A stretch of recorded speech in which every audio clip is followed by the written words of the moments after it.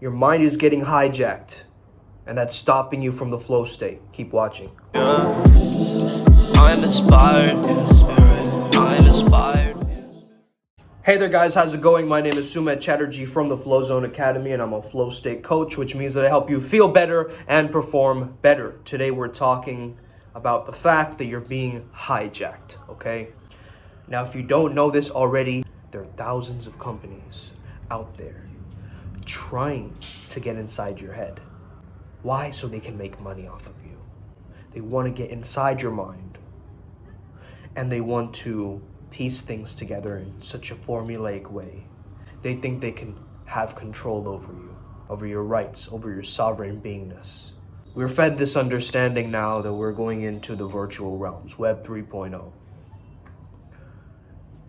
This is coming with a lot of pros and cons, right? Pros because, well, we're technologically advancing. Cons, well, there might be other things playing into this here, right?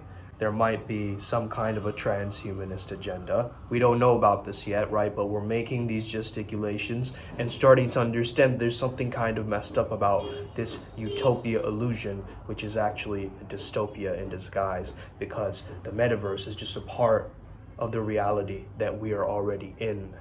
It's just a part of the matrix programming. You see what I'm saying? And I don't want you to get this video and be like, oh, that's conspiracies. Conspiracies are conspiracies for a reason. Why do you think people cover things up? Right? There's a repression going on.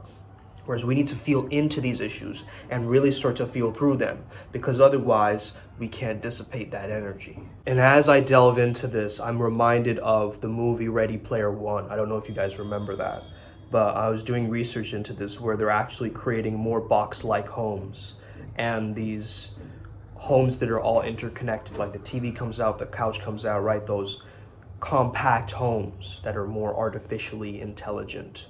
And that's what we're moving towards more. And it reminds me of that Ready Player One idea of like, let me escape into this virtual world, because the world right now isn't really cutting it.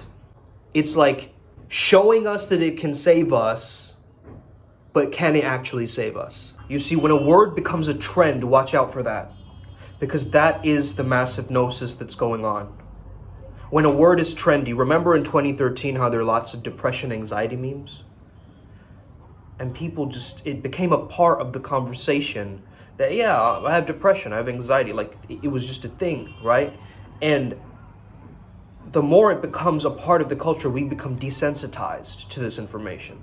So if a popular word, a mainstream word like dystopia, is leaking into the culture, the narrative is slowly going to start to shift. We need to watch out for this, guys, because words have the power to create worlds. I've known this ever since I was a young boy, but confirmed by a lot of my mentors. I'm so glad that I'm a part of the Beast Gathering for next month, and today was one of the layer talks, you could say, the inner circle layer talks.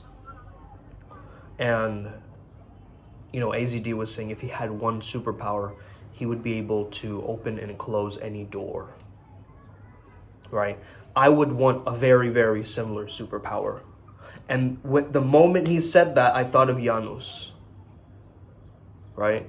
I thought of Janus, the Roman god of doorways, and how he can actually help people get this skill set to be able to close any door, just reject it. Nope, they can't get to you. You're untouchable. Or open any door, open sesame, opens up, and you move through it.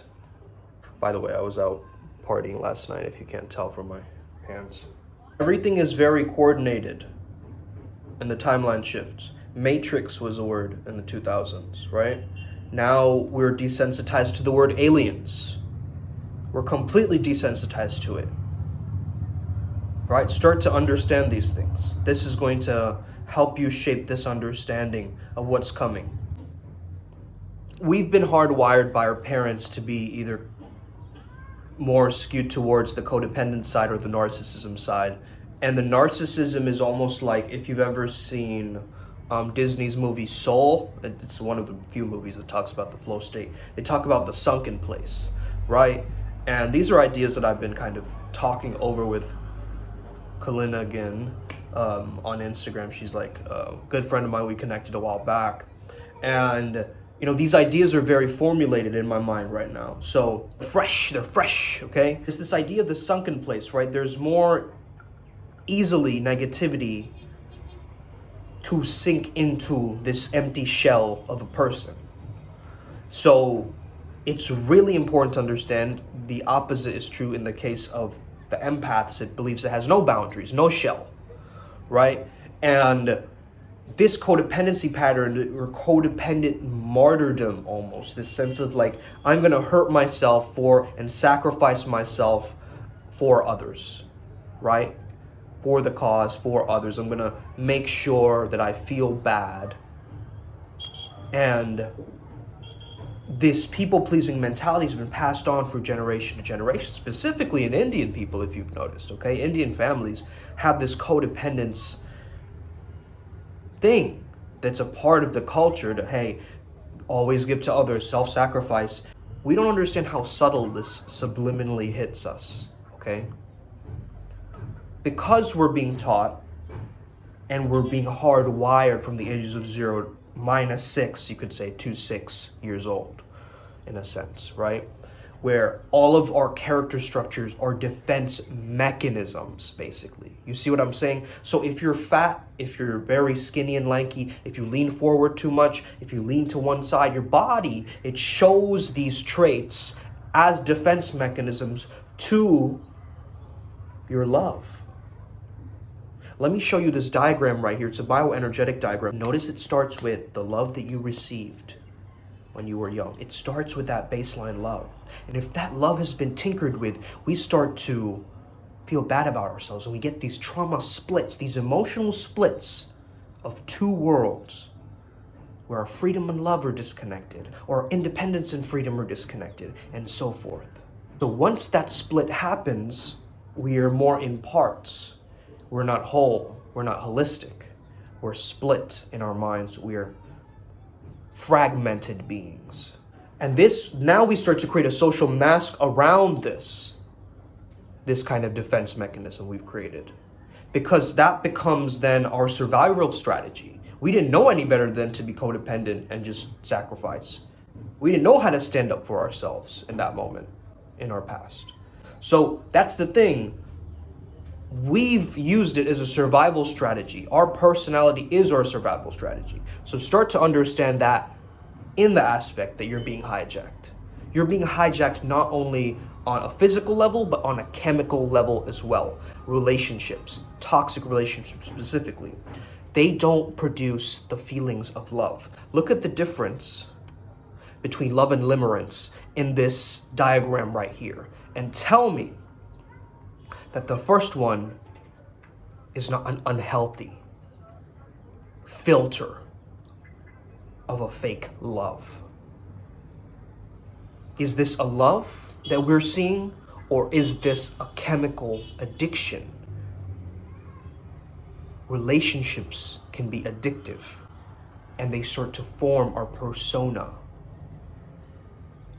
through the development and how we move through them.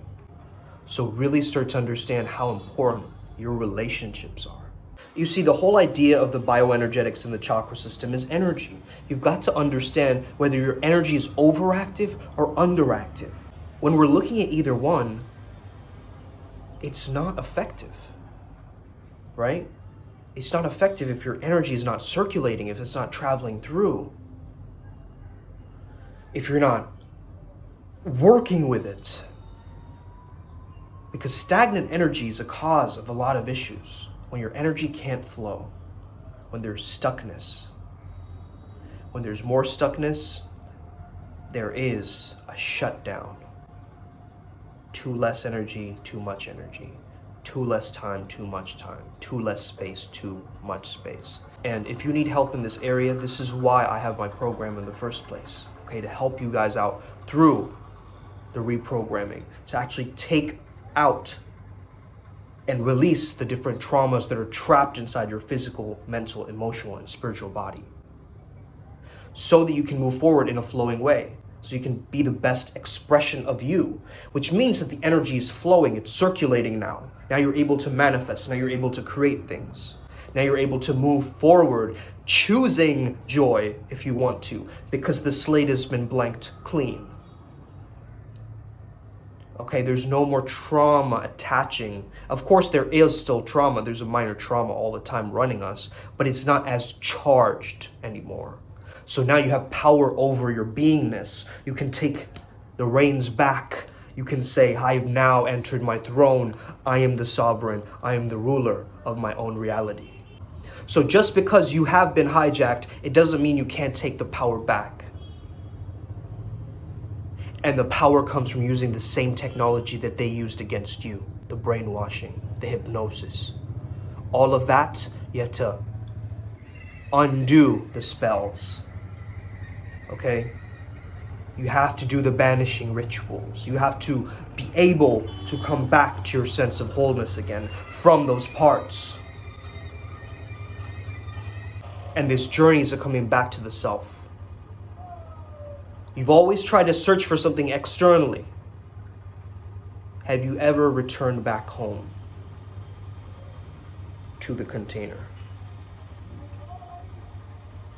And understand that the silence can teach you the next steps, where the fear evaporates and you have a clear picture of your next decision. Apparently, and look, I'm not into astrology here, but I hear these things from my astrologer friends usually, okay? Scorpio, Jupiter, and Venus is in the 8th house, okay? Jupiter for wealth, Venus for love, passion, and of course Scorpio, the deep brooding dark side energy of doing the shadow work. And all of it together, coming together, I'm a Scorpio as well, right? It's formulating this ball of 8th energy, 8 hertz per second flow state. Nothing is shallow here anymore. We're going deep. We're going deeper than most would ever venture into our own states of consciousness, using it as a guiding system for our optimal betterment. Don't let people convince you, oh, you're fine, you're good enough, man. Why are you doing all this self-help stuff? Why are you improving yourself, dude? Like, you're fine, man. Just sit on the couch and have a bunch of potato chips. Like, don't do anything, don't move around. Why are you even bettering yourself, man? Like, that's kind of weird. Like, we're all right over here, I have my ginger beer. I have my, PlayStation and my fridge, my mini fridge.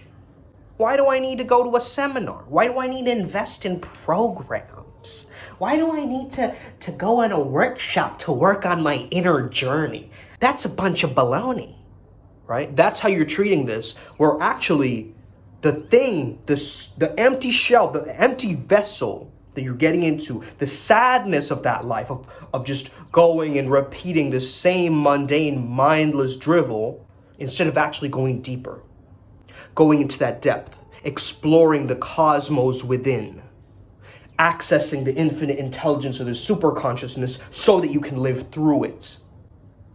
So which one do you choose, my friends? Do you choose to be hijacked, brain dumped, a goon, where your brain is being manipulated and tinkered with?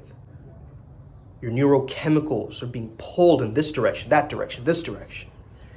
You're being made an addict. You're being made a craver. You're being made a part of this leech of society. And by those standards, you're not going to survive this maze. But in the world of flow state, you have the power back. An addict is still in flow state, but they're just in a negative flow state, in the sense that it doesn't have positive future consequences for him. But an active flow state of generating mastery over some skill that you love, that can override the addiction. That can actually take over if you choose to go that route. Now, the decision is yours. It's incredibly addictive to stay in old relationships, to stay in old patterns, to stay in the same job that you are comfortable with. Of course it's addictive. It wants you to stay there. It doesn't want you, your system doesn't want you to grow. but it also doesn't know. It doesn't have references of positive other experiences in these other unknown areas. So we've got to explore these unknown areas. No matter what variant they throw at you, you stay solid. That's a quotable.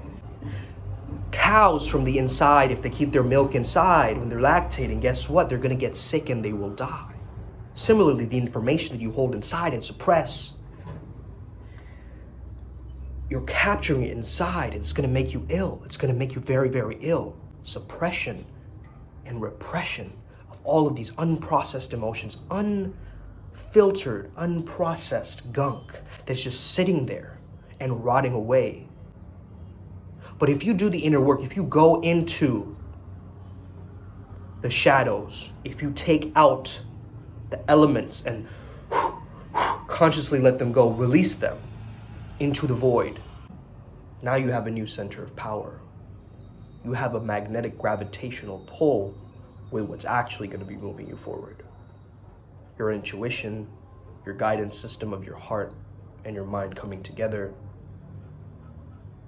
and a synergy that moves you forward and protects you with divine order as its baseline. This was my rant. Thank you for listening. I hope you have an incredible day. Reach out to me if you need any help. May the flow be with you and stay legendary. Let's get it today, Upward Spiral Gang.